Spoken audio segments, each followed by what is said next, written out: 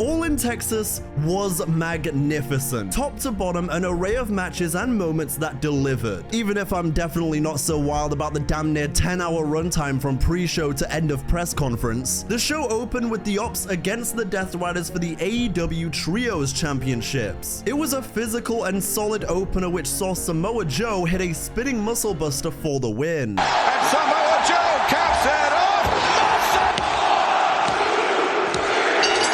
He unfortunately would be taken out by the Death Riders after the match and get stretchered out. And he would just be the first man to be stretchered out after being in a confrontation with the Death Riders on this night. Then we transition to the ever-heated Mark Briscoe MJF feud for the Casino Gauntlet. Chicken, it shouldn't have been me in that accident. It should have been you. I've really been enjoying AEW recently, and this feud along with MJF's alignment with the Hurt Syndicate are a part of that. The first few entries featured the likes of Ricochet, Bandito, Takeshita, and Josh Alexander all going to war against each other. You also had Mystico, who was making the most of the crowd and his theme song. Gotta say, I've barely spoke about him, but Bandito is awesome. Same goes for the next entrant, who was Anthony Bowens. I see so much upside in Anthony Bowens, and low-key kinda glad he split from Max Caster. Then we'd see Roderick Strong enter like a house on fire.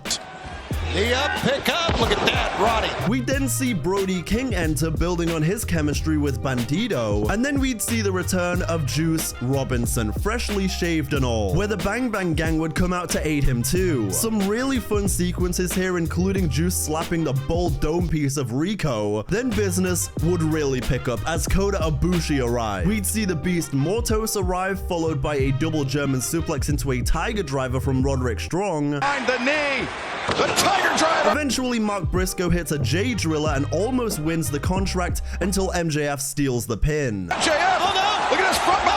Like I said, I'm enjoying MJF with the Hurt Syndicate, and it'll be interesting to see how this unfolds given the main event results. Then, this was a tearjerker. It was announced just before the show Adam Cole is injured again and would be relinquishing the TNT title immediately. He came out shedding a tear to say goodbye for now and give up the title before the Fatal 4-Way to crown the next champion. Thank you all so damn much for changing my life. I love you always.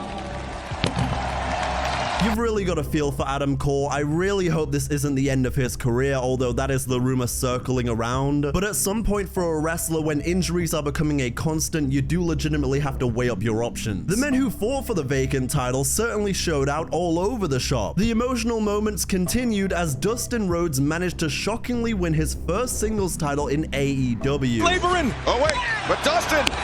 The Rhodes. The celebrations after with his family in his home state and even with the Von Erichs is one I will not soon forget. Such a brilliant moment for Dustin in Texas. And the brilliance of this pay-per-view did not slow down because we got another Will Ospreay Assassin's Creed entrance. We are assassins. The original in London is still one of my favorite wrestling entrances ever, so it was so cool to see another one. For those who don't know, I love Assassin's Creed, and for those who may ask, my favorite games are either Odyssey or Brotherhood, but I'm leaning more towards Odyssey. And then, in a moment that I could not believe, we see Season 1 newbie JoJo singing Ain't Nobody for Swerve's entrance. I could not believe it. I legit just watched the first episode again. I said, ain't nobody gonna stop me now. What the hell? I'm sorry, I know this isn't a Total Divas video, but at what point do we have to acknowledge that I'm manifesting this into existence? We just had Saraya and the Bella Twins saying, yeah, we're down for a reboot, so pretty much everyone is down. And now we got JoJo. This is like Easter eggs are being planted. It's happening, it's happening. For those who may remember, earlier in his career, Swerve used Ain't Nobody as his theme, and his entrance was a real vibe. This match was fantastic, and the work rate of all four men was on full display. No. Oh! Ospreay driven in. What the hell are we watching? This is unbelievable. We are watching four of the very best do battle. Then we'd see stereo Styles clashes. Working in tandem. Styles crashes. Then a misfire between Ospreay and Swerve made it seem like it had cost them the entire match, but they survived a flurry of offense.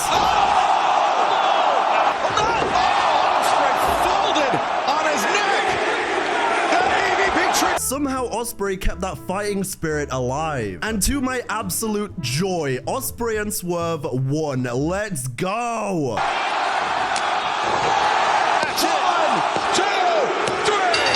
For all the people that were like, oh no, they're gonna long it out for another year. Yeah, right. Yeah, right. Which means Ospreay and Swerve can still compete for the world title. The Bucks are no longer EVPs, and Ospreay's winning the title in Wembley, bruv. And with that, that now means that Matthew and Nicholas are just Matt and Nick again. And that Gen Pop locker room that you're about to go back into, no more special locker room. They're gonna pass you around like Prime Eva Elfie. Good luck, boys. Then next, it was time for the women's casino gauntlet, which was far better than the men's, where Chris Statlander and Megan Bayne began things with a technical and powerful display. Then we'd see a huge pop for Willow Nightingale. God, I love Willow Nightingale. I'll never get to say it enough. We also saw Ty Conti, Julia Hart, and Spider Tekla as Willow almost won with a powerbomb. That's Harley Cameron! Harley Cameron! God! The entire initial showdown between Queen Aminata and Tekla and just their entire feud has had me gripped. Oh boy!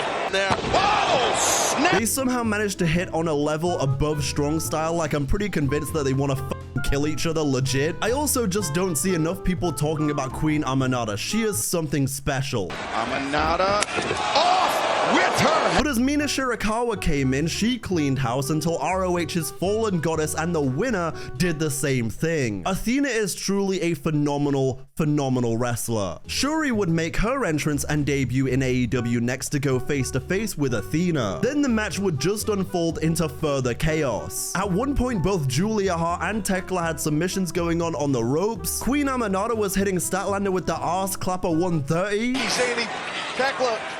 The ass clapper 130. Then Megan Bayne got powerbombed to the outside by Statlander. In the end, Athena would come out of nowhere to win the match by beating Mina Shirakawa. Mina is going for the figure 4. Oh!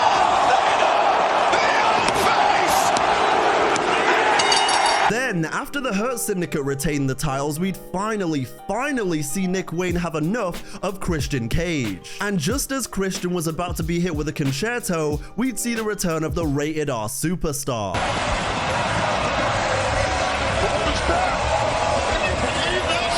After helping Christian up, Adam Copeland would deliver the emphatic words, "Go find yourself." I love that they're not going straight there with these two as a team. Christian's got to go ahead and redeem himself before we see them fully reunite. Then, about 4 hours in, we get to the first of the triple main events as Timeless Toni Storm took on Mercedes Moné. The promo before the match is probably going to go down as one of my favorites in AEW history, but for me, this entire feud has been cinema, darling. And so were the entrances, as the CEO entered in style, sporting all the names of the women she's beaten through her dominance. And Toni Storm, another cinematic entrance that transports you back into a time of class. And make no mistake about it, this match was also class. There were many near falls where Mercedes barely got her shoulders up after being pile driven or worse. 2, throw, no! Equally, Moné was giving it her all, trying to win the championship, showing a great mix between her technical ability and her conniving heel tactics. But ultimately, Mercedes would be driven from the second rope with a Storm 0.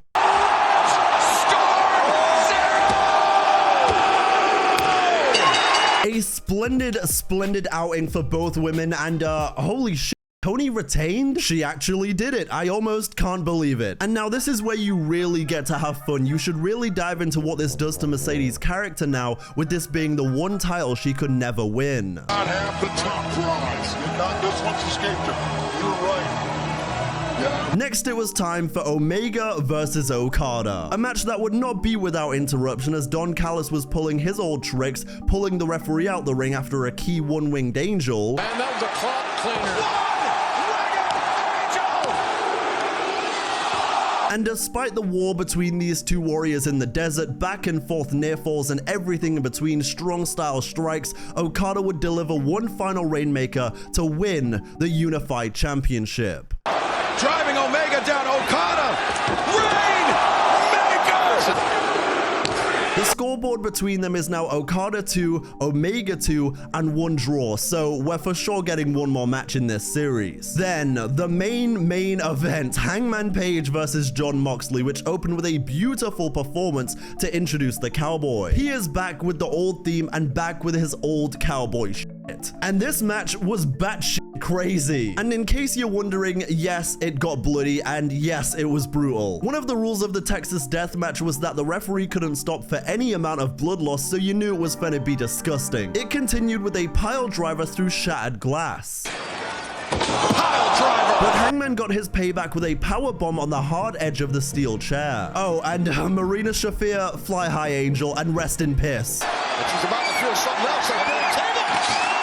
A deadeye in the glass was not enough to win because Claudio and co got involved. Hangman would have backup, but Ospreay would be curb stomped with a chair around his neck. Hey, Ospreay's neck cannot take this. No one's getting him. Oh, no, Claudio. They continued going through barbed wire tables as Ospreay became the second person stretched out on this night by the Death Riders. But this really was like AEW's version of the Endgame, AEW's version of WrestleMania 40, as Darby Allin would send a video in live saying that he's coming to get revenge on Moxley. All while in the meantime,